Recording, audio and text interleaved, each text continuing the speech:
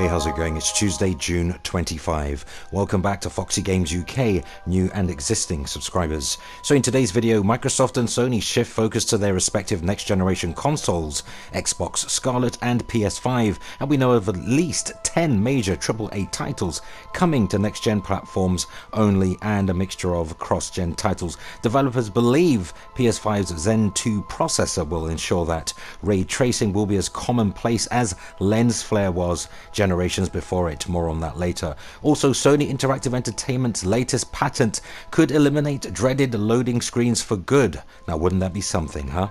And why measuring PS5 and Xbox Scarlet power metrics by TFLOPS, well, is futile. There's a lot more to the capabilities of each respective system than just teraflops, all that and more.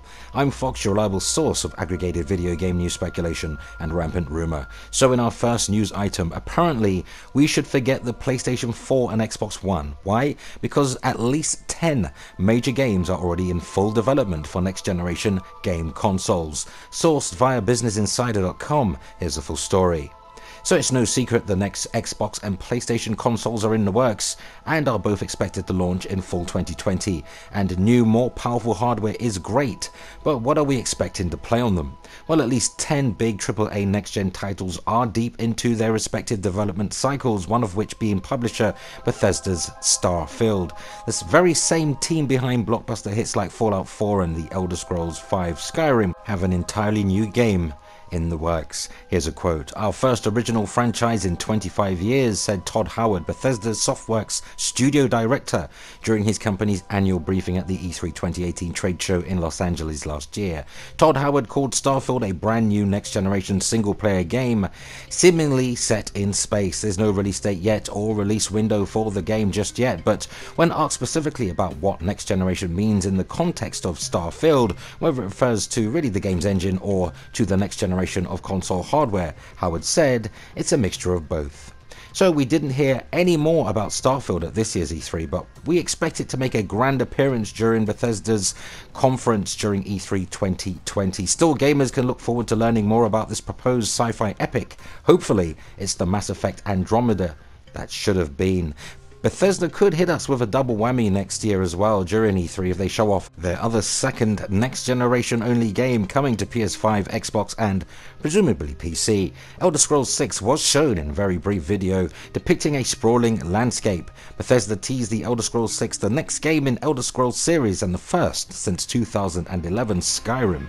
The Elder Scrolls 6 is planned for after Starfield, which itself is years away. Those are the main two, but there's also Halo Infinite cross-gen and new next-gen Forza, either Motorsport, Horizon or both. Wonder which one will show up first. Also a next-gen Call of Duty is obviously going to be a thing, as well as Assassin's Creed. We know Rockstar Games' next Grand Theft Auto game, Grand Theft Auto 6, is next-gen only.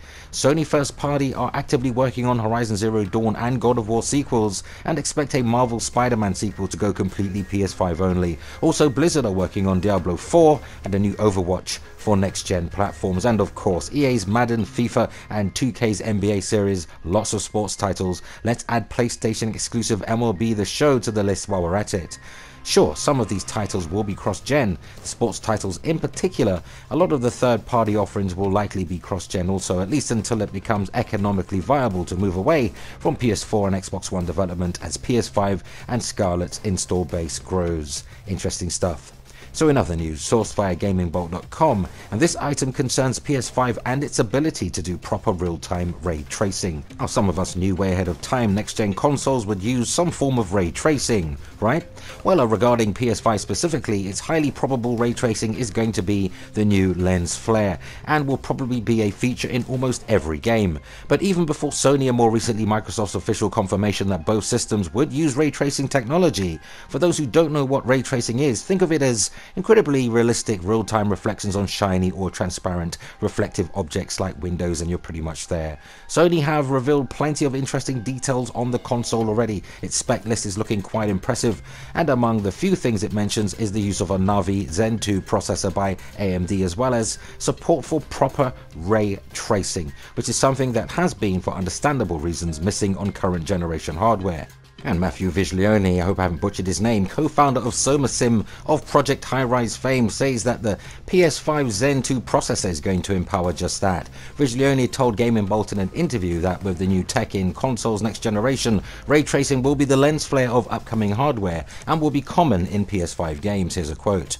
With the new tech, there will be reflections everywhere. Ray tracing will be the lens flare of the next console generation.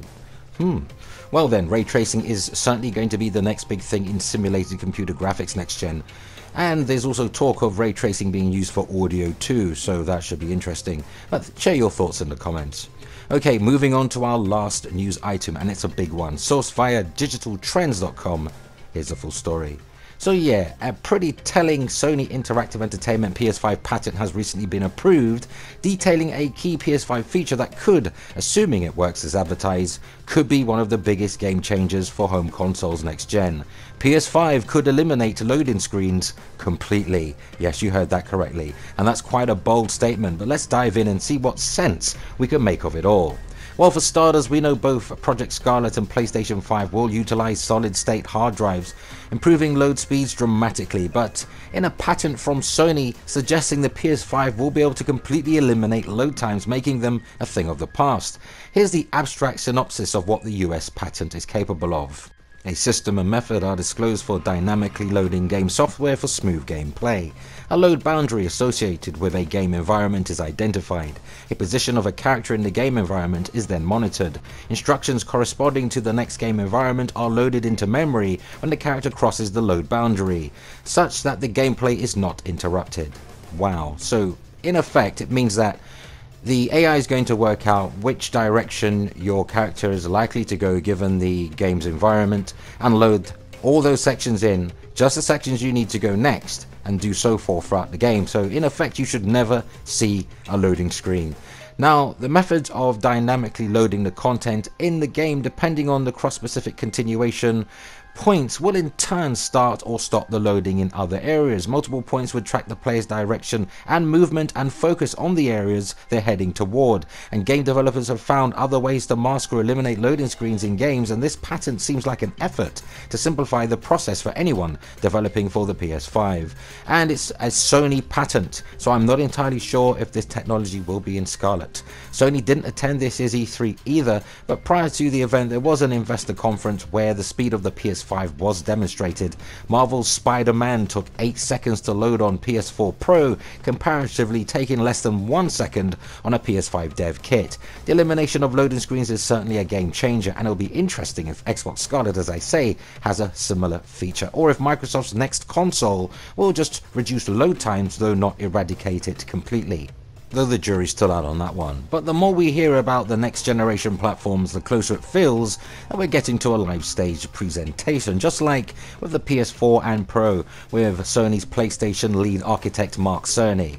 Now before we go, Digital Foundry has a video where PS5 and Xbox Scarlet power is discussed, and it seems measuring next gen platforms in terms of TFLOPS will be, well, kind of pointless really.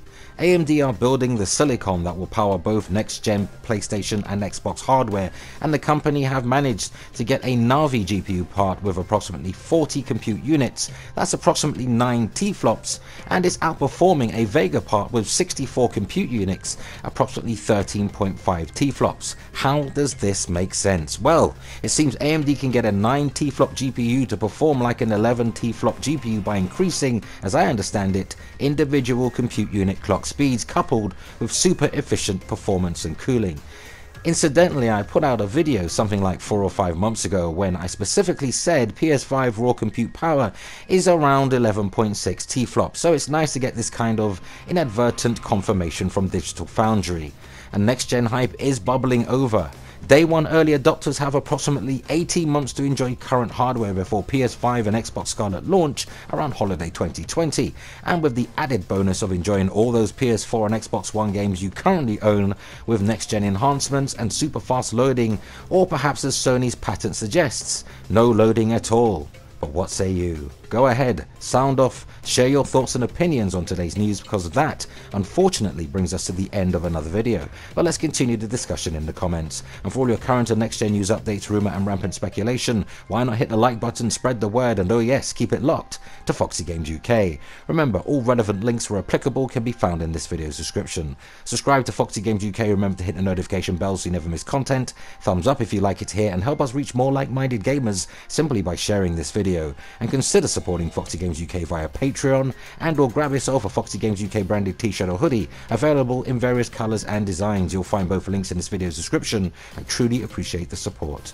And that concludes our time together on this Tuesday. It was certainly great hanging out. Until the next video, remember, play games, not corporations.